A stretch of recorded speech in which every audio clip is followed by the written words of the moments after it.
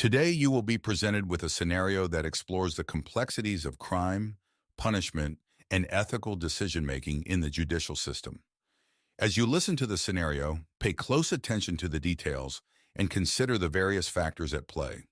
After the scenario, you will be asked to reflect on a series of questions. These questions are designed to help you think critically about the issues presented and formulate your own perspective on the best course of action.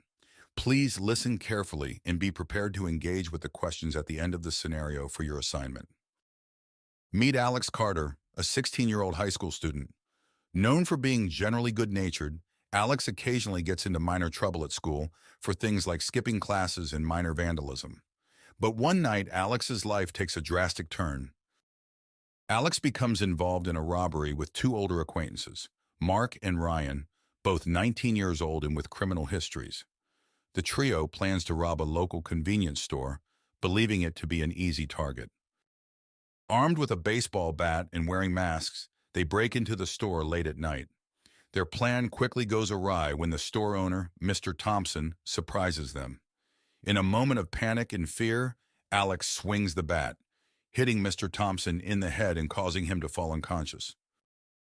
The group flees the scene, but Alex is later apprehended by the police after his fingerprints are found on the bat, and surveillance footage identifies him.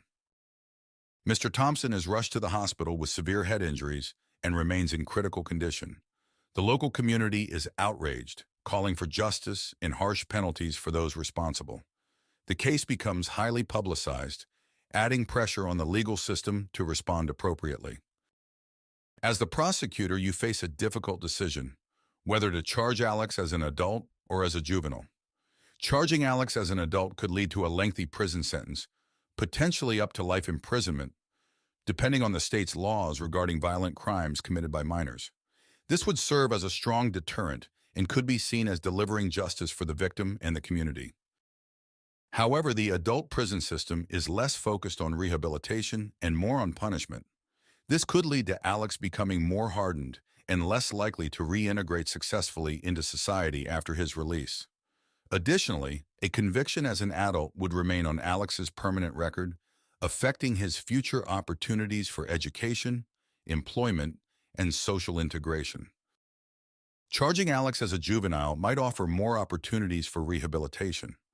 The juvenile justice system provides more resources and programs aimed at rehabilitation, including counseling, education, and community service.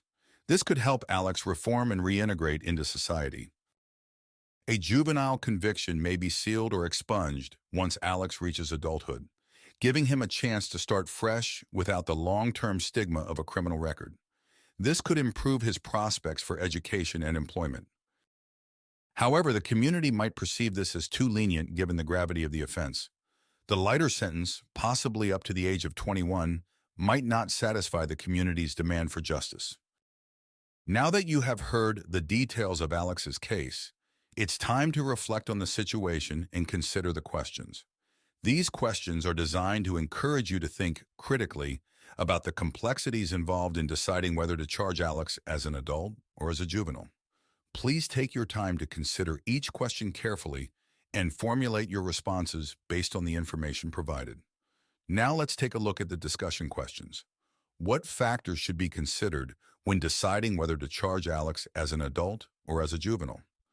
Discuss the impact of Alex's age, criminal history, the severity of the crime, and community safety on your decision. What are the potential legal and ethical implications of charging Alex as an adult versus as a juvenile? Consider the differences in sentencing, rehabilitation opportunities, and long-term consequences for Alex. How might the decision to charge Alex as an adult or a juvenile impact the community's trust in the justice system? What message does each decision send to the community and to other potential juvenile offenders? Your thoughtful engagement with these questions will help you develop a deeper understanding of the ethical and practical considerations in the judicial process. Please prepare to discuss your answers as part of your assignment.